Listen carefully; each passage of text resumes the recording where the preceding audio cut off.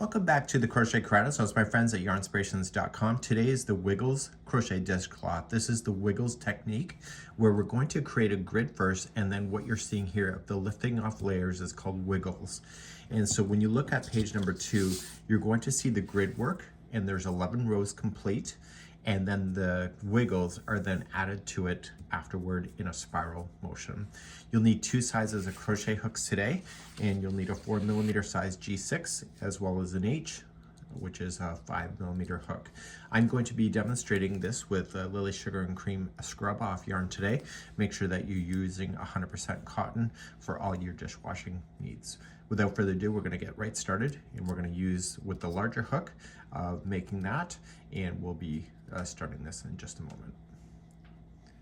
Okay, let's begin. We're going to create a slip knot. Use your 5mm size H crochet hook and begin and chain 25. So 1, 2, 3, 4, and 5, and go all the way to 25 and meet me back here in just a moment. Let's begin the first row, which will get us nice and set up for this, and we're going to go 5th chain from the hook. So let's count it back. So 1, 2, 3, 4, 5, and go right to the very end here of the 5th one, and I want you to half double crochet. So what we just did by doing that is that we created the half double crochet that is in the end, plus there's a chain 1 space there. We're now going to chain 1, and we're going to skip 1 chain, skip 1, and then half double crochet in the next. And you're going to do this all the way down your chain.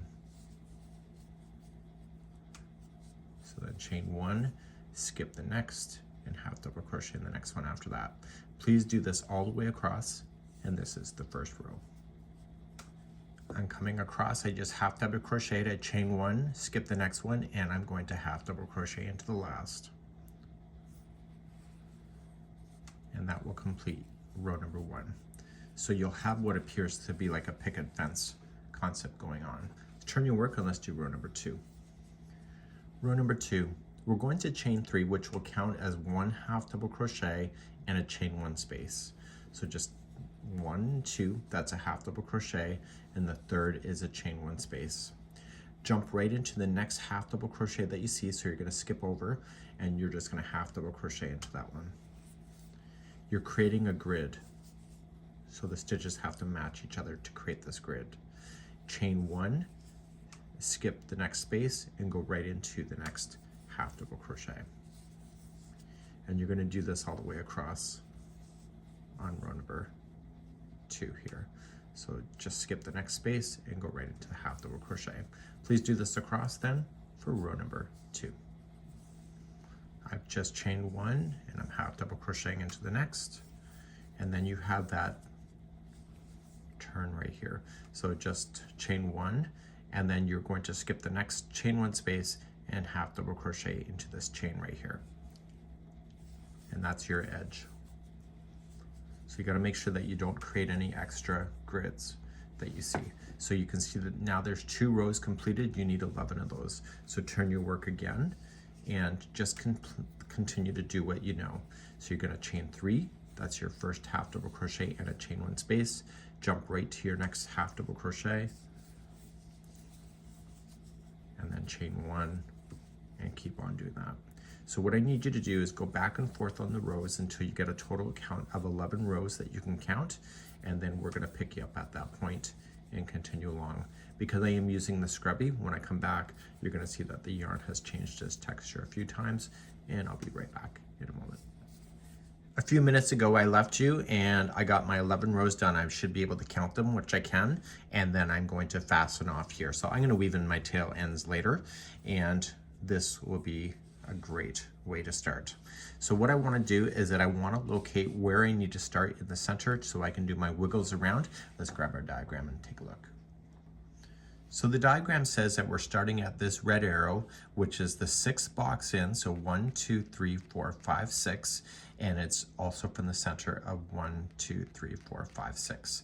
So it's right directly in the center, and what I want to do is that I want to match that arrow to the project itself. So what I'm going to do is that I'm going to turn it sideways. okay, because I crochet in this direction. And so I'm going to look for the 6. So 1, 2, 3, 4, 5, 6, and then 1, 2, 3, 4, 5, 6. So right here is where I'm going to start. So let me grab some yarn and let's play.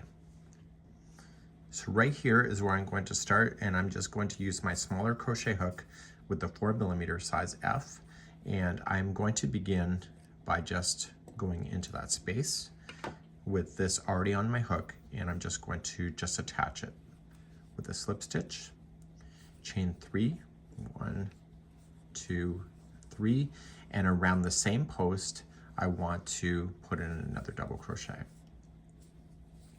Every post that we're going to play with in this concept is always going to have 2 double crochets in it, so it's nice and easy to remember. So we know that we have to jump then to the next one right here. Okay, so we need to go around as a square and just get the next framework that is right below it, and we're going to put in 2 double crochet there. We just got to get ourselves established, and then you can pretty much pound this out. And now we're going to turn again and come up the other side. So just think of it like graph paper.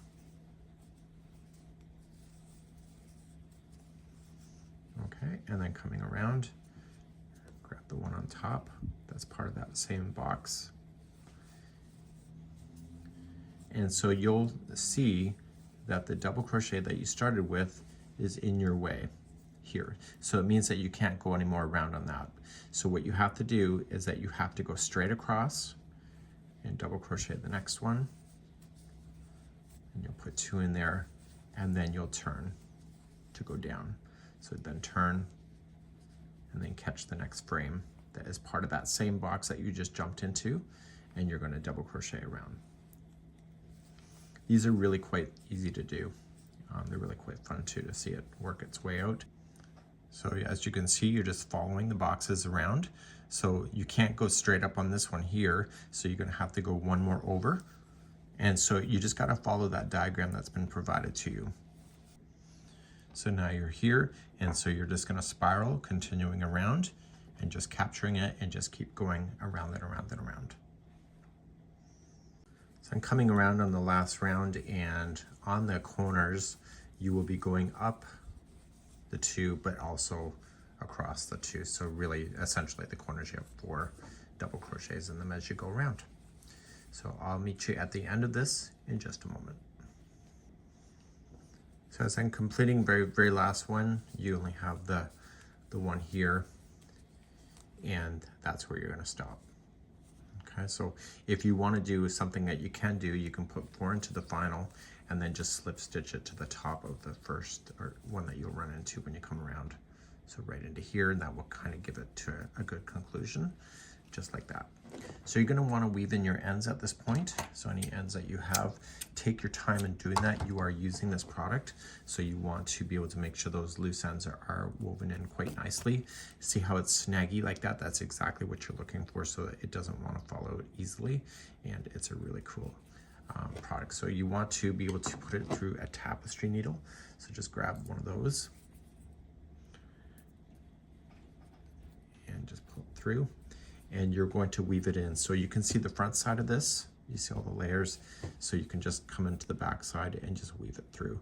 So don't be cheap about weaving that in, so give it a few good runs through, back and forth through different areas, and let it get tangled within itself, and all the loose ends you're going to want to do that with, that you'll have. Okay, and then you can just safely cut that down and be done with it, and weave in all your ends, and voila, you would have your Wiggles dishcloth. That is pretty cool. And that's it for today. We hope you have a great day. Bye-bye.